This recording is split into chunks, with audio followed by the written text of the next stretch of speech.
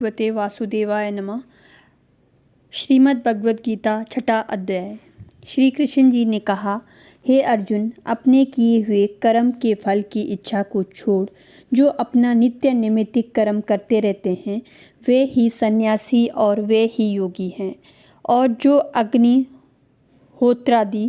कर्म का त्याग देते हैं और कुआं बावली आदि का बनवाना, इन सब कर्म को छोड़ निष्क्रिय हो जाते हैं, वे ना तो सन्यासी हैं ना योगी हैं।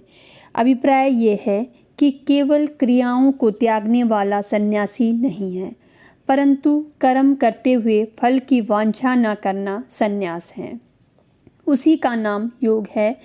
बिना फल की कामना को त्यागे कोई भी योगी नहीं हो सकता, क्योंकि कर्म फल का त्याग सन्यास और योग दोनों ही में है। जो ज्ञान योग की प्राप्ति करना चाहते हैं, उनकी ज्ञान प्राप्ति का कारण कर्म कहा है, क्योंकि निष्काम कर्म करने से चित्त शुद्ध होता है। चित्त शुद्धि से ज्ञान की प्राप्ति होती है और उस ज्ञान प्राप्ति से मनुष्य को शांति मिलती है। हे अर्जुन, जब मनुष्य की इंद्रियां किसी विषय को ना उठे और मन में स्मरण बिना कोई चिंता भी ना हो, जब ऐसा हो तब योग रूढ़ कहता है। क्योंकि इसलिए विवेकी पुरुष अपनी आत्मा का संसार में आप ही उद्धार कर उसकी अधोगति ना करे। क्योंकि कामना से रहित जो आत्मा है वो मित्र के समान उपकारी है। जिसने मुझको विसार कर अपनी आत्मा को विषयों में लगाया है, वो अपना शत्रु है। हे अर्जुन, जिसने अपनी आत्मा से आत्मा को जीत लिया है, तो वही आत्मा उसका बंधु है। और जो आत्मा को नहीं जीतता है, उसकी आत्मा ही उसका शत्रु है। जिसने अपना मन अपने वशीभूत कर लिया है और शीत उष्ण सुख दुख और मान अपमान में सदा शांत रहता है, उसके हृदय में परमात्मा स्थित है। शास्त्र अथवा गुरु के सदुपदेश से उत्पन्न जो ज्ञान और अनुभव सिद्ध हो, विद्वान इसमें संतुष्ट हैं। जिनकी आत्मा और जिनका मन भी चलायमान नहीं होता है और उन्हीं कारणों से जिनकी इंद्रियां वशीभूत हो गई है, वे कंचन मिट्टी और पत्थर को एक समान समझते हैं। ऐसे ही योगी योगारूढ़ होते हैं। हे अर्जुन, जो मित्र शत्रु बंधु वर्ग साधु और पापाचारियों को समान दृष्टि में रखता है, वो योगियों से भी बढ़कर है। हे अर्जुन, योगी को उचित है कि सदा एकांत में रहे, किसी को संग में ना रखे, अपने मन और आत्मा को वश में रखे, किसी बात की आशा ना रखे और ना किसी वस्तु को संग्रह करे। इस प्रकार निरंतर अपनी आत्मा को परमात्मा में लगाता रहे। हे अर्जुन, योग साधन के लिए सुंदर पवित्र भूमि में जो ना बहुत ऊंची हो ना नीची, उस पर कुशा का आसन, उस पर मृगछाला बिछा के ऊपर वस्त्र बिछाकर निश्चित मन होकर बैठे।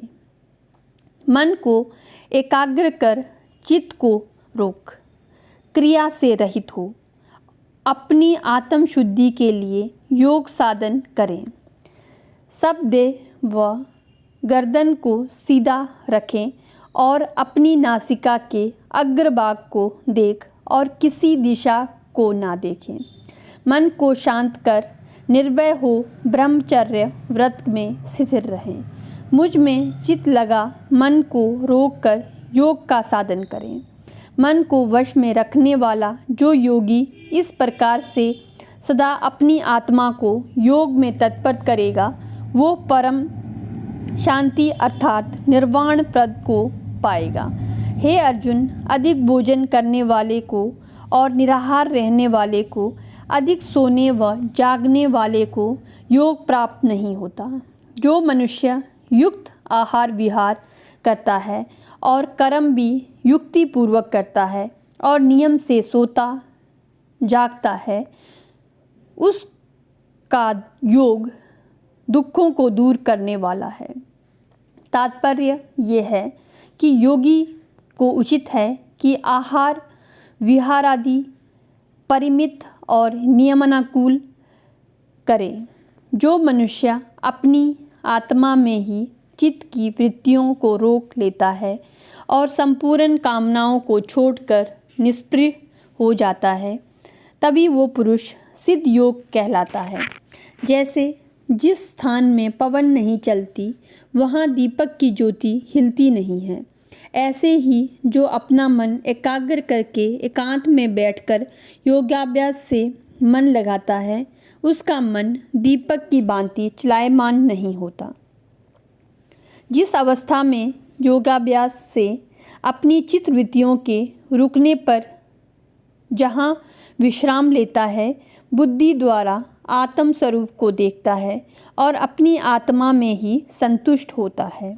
हे अर्जुन, जिस अवस्था विशेष में योगी जन किसी ऐसे अत्यंत सुख का अनुभव करते हैं कि जो इंद्रियों के विषय से दूर हैं और केवल बुद्धि द्वारा ही जाना जाता है, इसी से उस सुख में स्थित योगी आत्म स्वरूप में चलायमान नहीं होता है।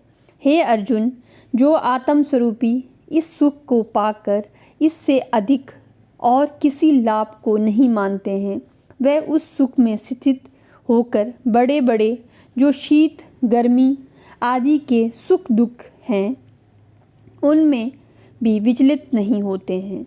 जिस अवस्था में दुख का लेश मात्र भय भी नहीं रहता, उस अवस्था को योगावस्था जानो। इससे स्थिर चित होकर यत्नपूर्वक योगाभ्यास करना उचित है। संकल्प से उत्पन्न होने वाली और योग में बाधा डालने वाली अनेक तरह की कामनाओं को त्याग कर और इंद्रियों को मन के संपूर्ण वेग से रोककर योगाभ्यास करें। वश में हुई बुद्धि से शनै शनै मन को आत्मा से निश्चल करें और किसी बात का चिंतन ना करें। मन बड़ा चंचल है, किसी जगह जल्दी स्थिर नहीं होता। इससे जहाँ जहाँ चित जाए वहाँ वहाँ से इसे रोककर आत्मा में स्थिर करें। हे अर्जुन, ऊपर लिखी रीति के अनुसार शांत चित्त होने से संपूर्ण विकार स्वयं में भाग जाते हैं। आत्मा निष्पाप हो ब्रह्म में लीन हो जाती है। ऐसे योगी को समाधि का उत्तम सुख अपने आप प्राप्त हो जाता है। इस प्रकार सदा आत्मा को लगाए रखने वाला निष्पाप योगी सुखपूर्वक बिन परिश्रम महान ब्रह्म सुख को भोगता है।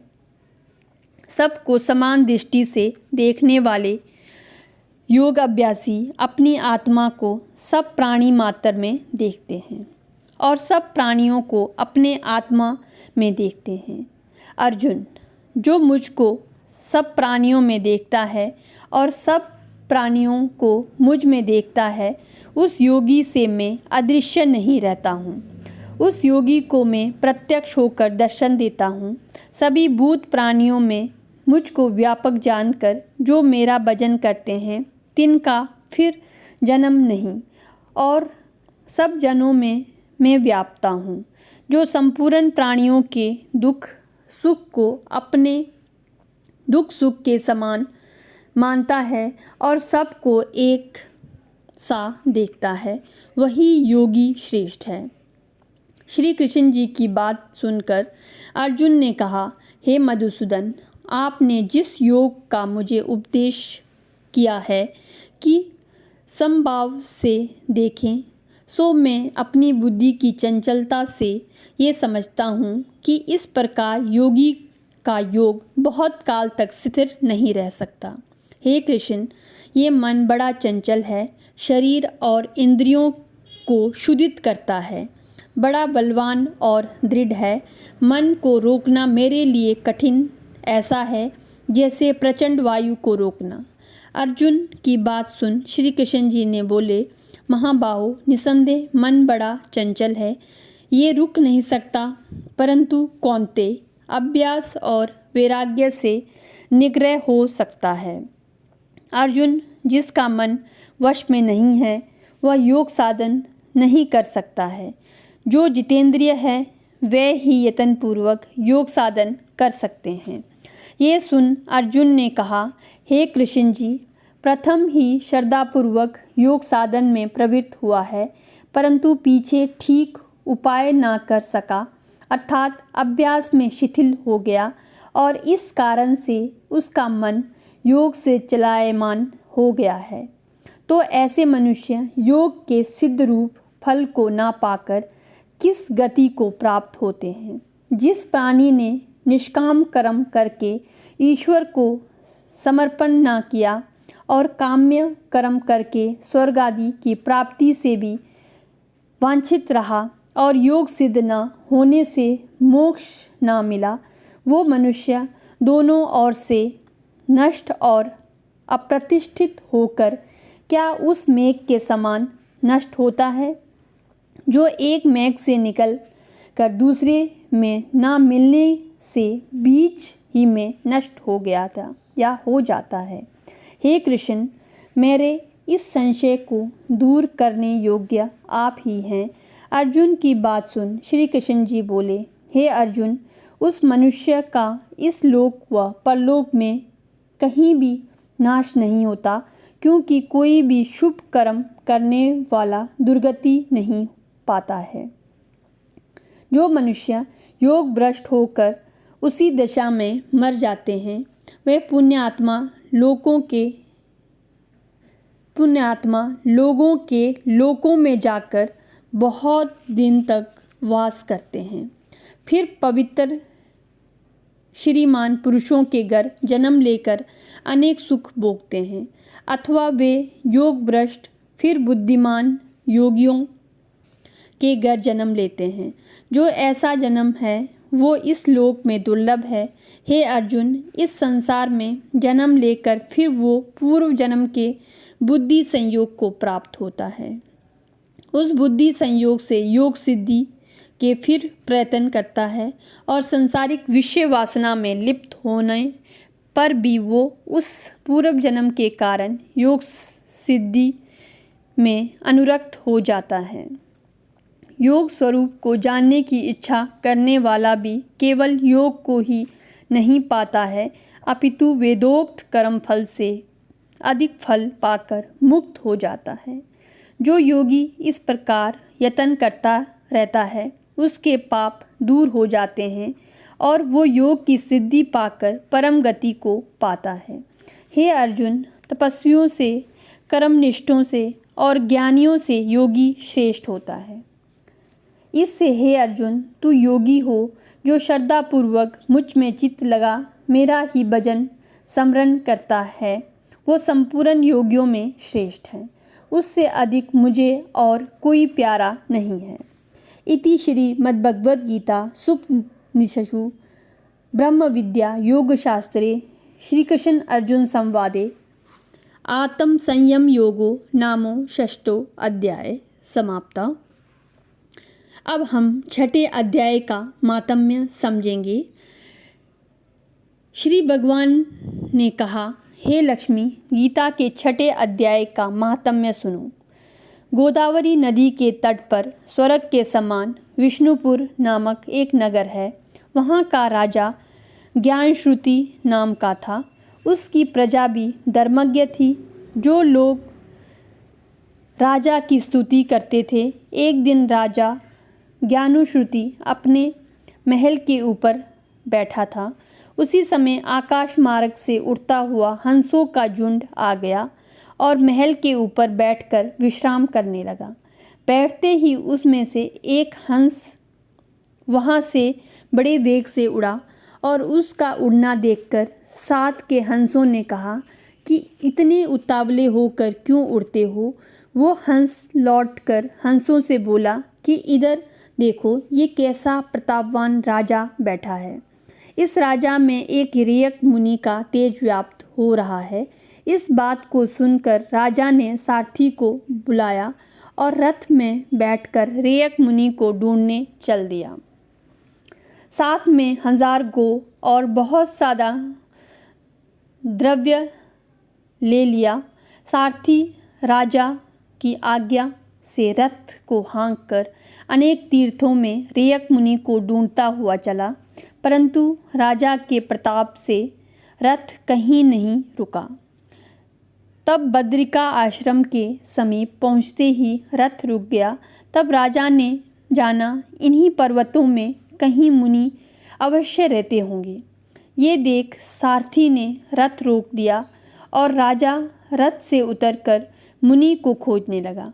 उसने आगे जाकर एक जगह देखा कि एक तपस्वी या तपस्वीश्वरी वेश में कोई बैठा है।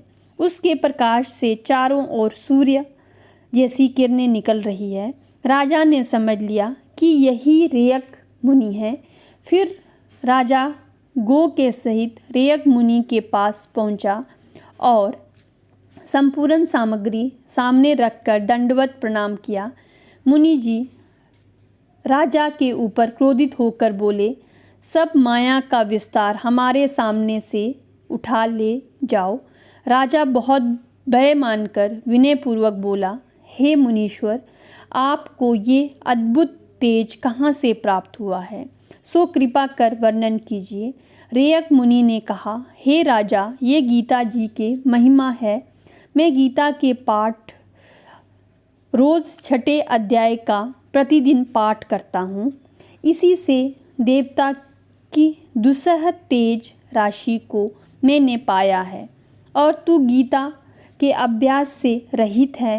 राजा ने भी मुनि से गीता के 6 अध्याय के महात्म्य को जाना और उसका पाठ करके मुक्त हो गया।